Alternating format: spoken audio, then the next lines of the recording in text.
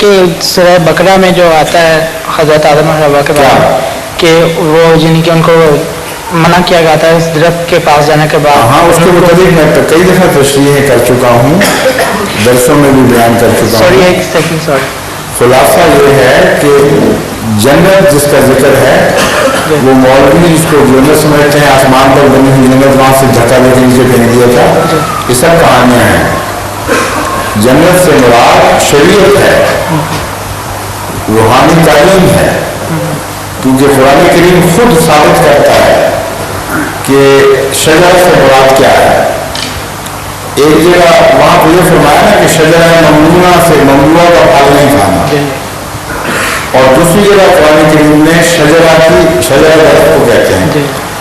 دو قسمیں بیان فرمائیں, ایک شجرہ طیبہ اور ایک شجرہ خبیثہ. شجرہ طیبہ کے متعلق فرمایا تو کلمہ طیبہ ہے جس کی جڑیں زمین میں پیوستہ ہیں اور شاخیں آسمان سے باتیں کرتی ہیں, اور خدا کے اذن سے ہر موسم میں پھل دیتا ہے.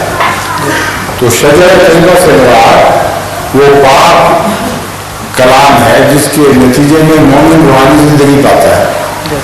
اور شجرہ خبیثہ کی مثال یہ ہے وہ درخت جس کی جڑیں پڑ چکی ہیں اور وہ ہوائیں اس کو دنیا میں ایک جگہ سے اٹھا کر دوسری جگہ پہنچاتی ہوں, کوئی اس کو پھل نہیں رہے گا, وہ سوکھ جائے گا, ختم ہو جائے گا.